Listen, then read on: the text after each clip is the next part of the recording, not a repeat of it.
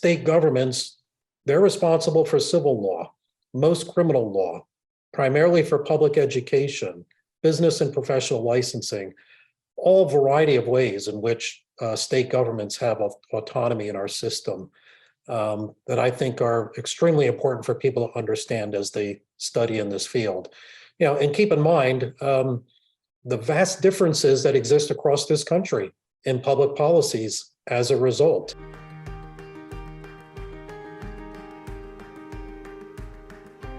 Hi, this is Tony Williams, Senior Fellow at the Bill of Rights Institute, and we are pleased to bring you another episode of Scholar Talks. For this episode, we're honored to have on scholar Mark Rozell, who's going to discuss federalism for our series, Topics in Government and Civics. Now, the guiding question for this episode is, what is the significance of the principle of federalism to American constitutional government? And Dr. Mark Rozell is the Dean of the Schar School of Policy and Government at George Mason University.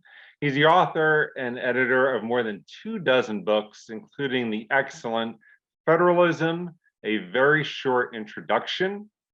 And please check out our previous Scholar Talk that we did together on presidential power in the American Presidency Series. Mark, I want to thank you for joining me. Thank you, Tony. Glad to be here. Yeah, thanks. Before we got started, I was just talking about, just what a remarkable book this is. I just think it's a remarkable achievement because it's part of the Oxford Very Short Introductions. And, you provide with your co-author an excellent and scholarly, thoughtful examination of federalism, but in such an accessible, readable way. And the book's only just a tad over 100 pages. I mean, it's really aimed at teachers, students, but also scholars and citizens as well. It's really a great book. I really endorse it. Well, thank you. I appreciate that. It was a lot of fun to write the book, too. I really enjoyed the experience because I've written enough academic tomes that are not 100 pages long. This one, of course, I was able to co-write about a topic that I'm very interested in that I believe is extremely important for people to understand about the operation of the U.S. governmental system, but do so in a way in which I'm relieved of the necessity of numerous citations and statistical details and the like, and make it more approachable for people to understand the topic. Right. Well, as a happy reader, I can tell you achieved that. And you're right, it is an important topic. And that's what we're talking about now, topics in American government and civics. And I'd love for you to just introduce this topic by maybe defining federalism and explaining how this principle, this constitutional principle, works practically in our system. Right. So federalism, if we define it, is the political system in which the subnational governmental units have a degree of autonomy and authority, and where there's some power sharing between the national government and the subnational units. Now, federalism is relatively rare in the world. Most of the world's governments are unitary in nature, that is, where the national government has predominant authority and may delegate some responsibility to the subnational units. So whereas a unitary system says its virtue is equal treatment of citizens regardless of where they live in the country, the virtue of a federalism system is that it recognizes different regions have distinctive needs, distinctive values, policy preferences, and it allows those to flourish in those different areas. But I should point out, even among governments that have federalism systems, they're not all the same by far. Each one is unique in a variety of ways. And also, there's a difference between federalism in theory and federalism in practice. So, for example, we list countries that have federalism systems. Well, Venezuela is listed there. Constitutionally, Venezuela says that subnational units have a great deal of independent authority to act on their own. But the reality is they really can't do anything without the consent of the national government.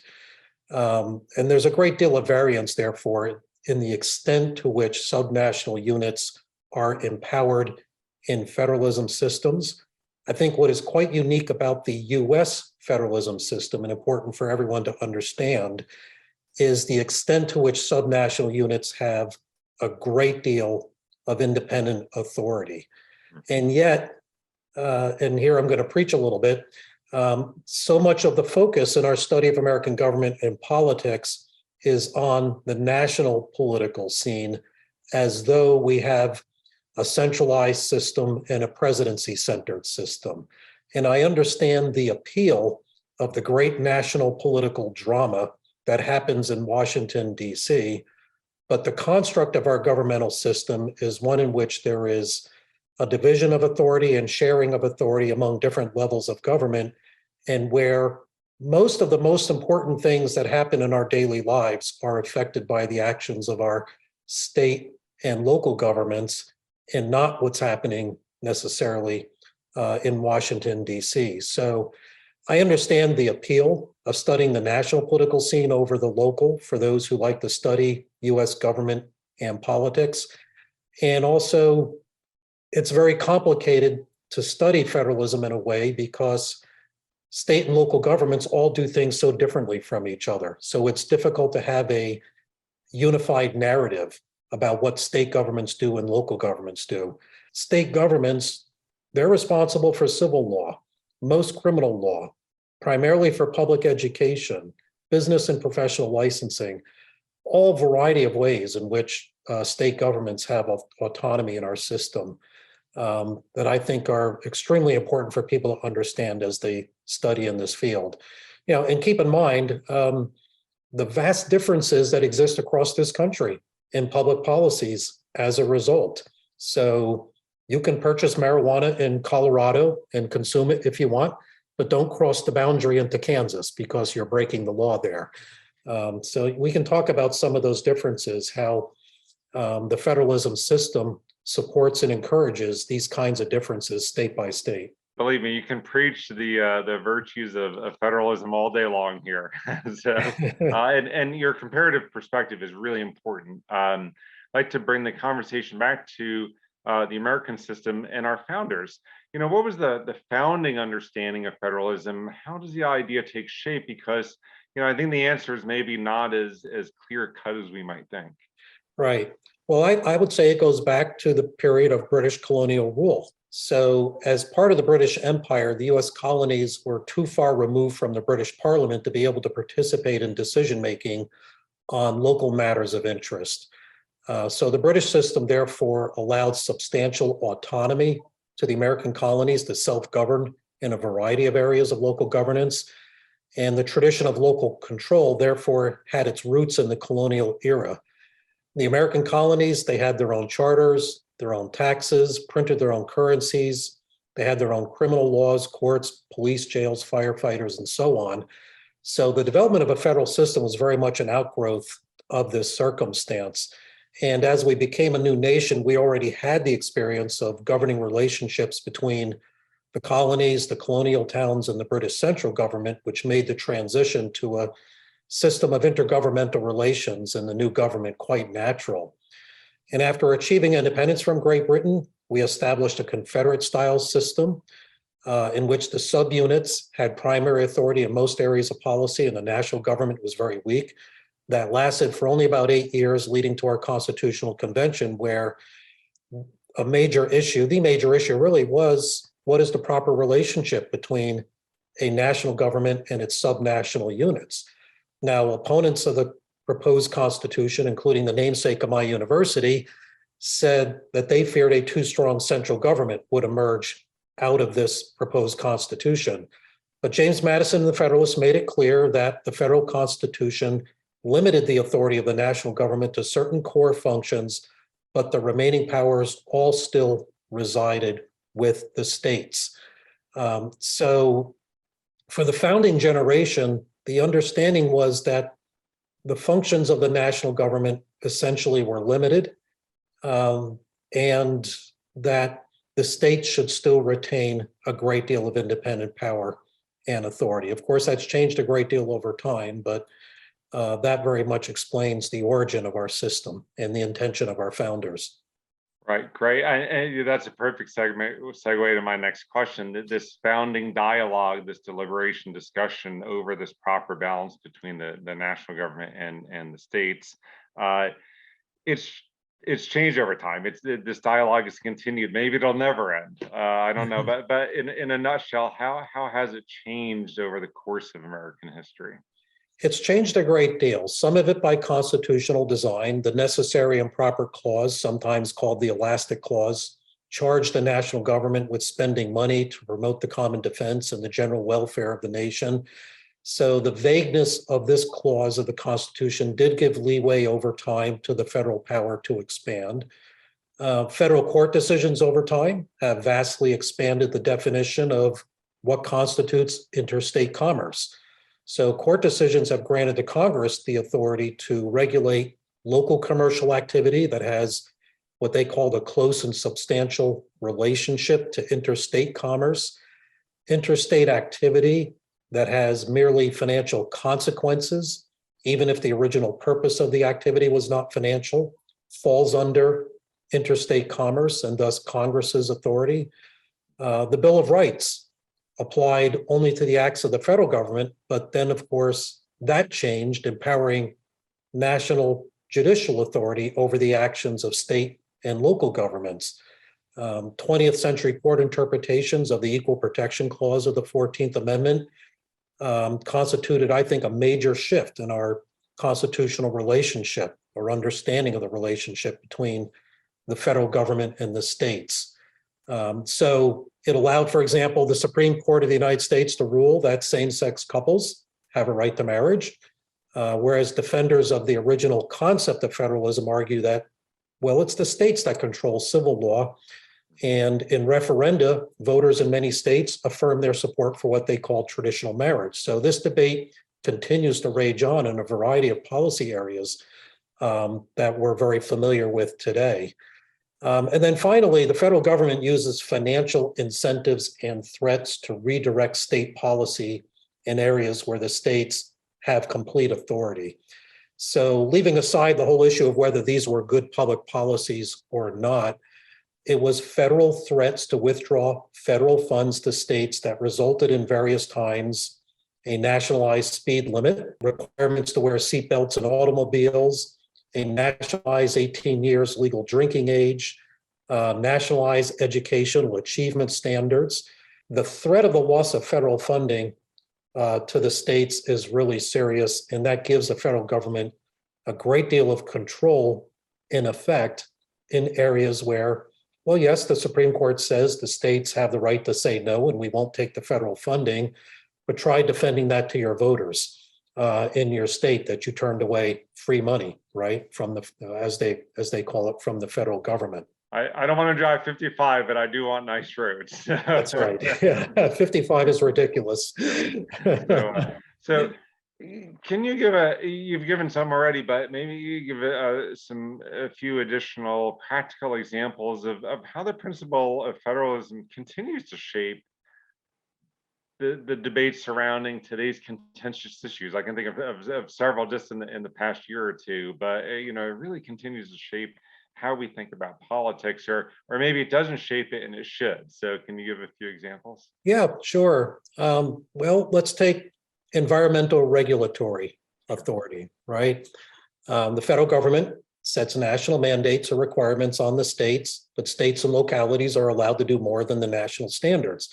So California, for example, initiates policy that creates much stricter auto emissions controls than the national standard, which led many auto manufacturers to say, we're just going to adopt the California standard for the whole country rather than make the same automobile two different ways for the American market.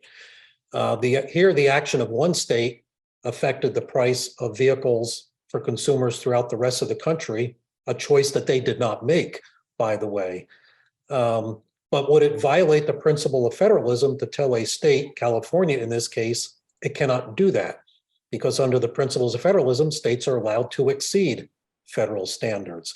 And today we have another case where California has mandated that all vehicles sold there by year 2035 have to be either electric or hybrid vehicles.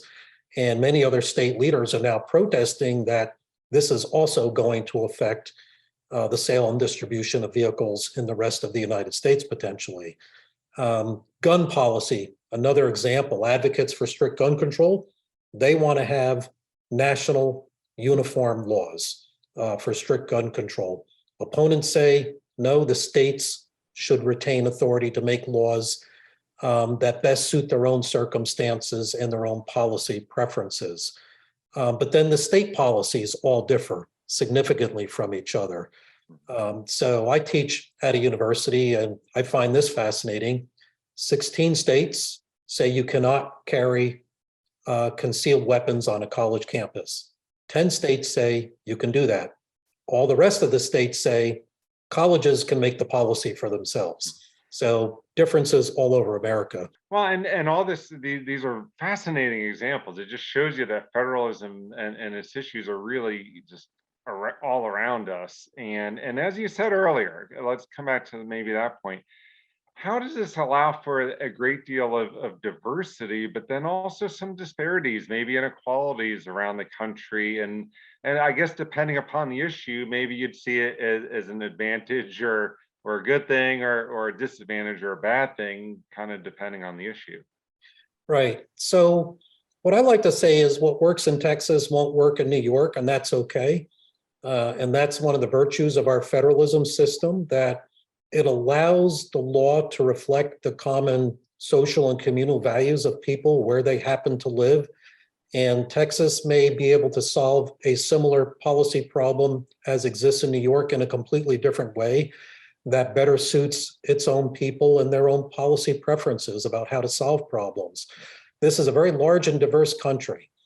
And to have, for example, a unitary system of civil law or criminal law, right, in areas of crimes against people or crimes against property, which belongs to the states, it would never work here. It would never work in this country because of the enormous variety that exists throughout. So we tend to say what's good about federalism is that it allows this discretion for local communities and states to be able to try to solve their problems in the ways that they believe are best for themselves, and to recognize that there are significant differences across this country, and that it would just simply never work to have a nationalized response to a number of issues that states and localities routinely deal with now.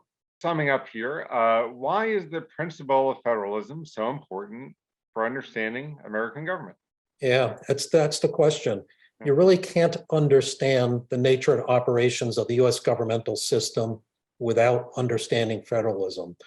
I implore those who teach and research and write about American government politics to pay very close attention to this.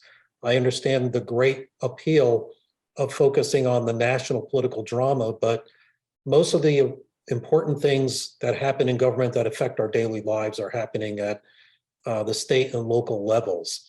I consider federalism the very foundation of our democratic system. De Tocqueville was right when he observed that federalism gives citizens a greater role in local affairs that would ever be allowed by a unitary system, a kind of ownership, in a sense, that citizens have a stake in their own communities. But it also helps the national government, he said, focus on its real priorities and not get involved in what he called secondary affairs or lower level administration. So the separation between national, state, and local allows for the so-called secondary or lower level administration to happen where they should happen, and the national government to focus on the big collective responsibilities that only a national government is capable of taking care of. And also in a very large and diverse republic, as I said, a unitary system of civil law, criminal law would just never work. So I just think this is really the essence of understanding our political system in the United States, and it doesn't get all the attention that it really deserves. Right, and you're absolutely right. It's a critically important topic, and I want to thank you very much, Mark Rozell, for joining us and for explaining the principle of federalism. Thank you, Tony. My pleasure. And thank you all for joining us on this episode of Scholar Talks. Please check out our other interviews in the series on topics in government and civics. And also please check out our other series, the American Presidency Series and the Cold War and the Presidency Series on our channel.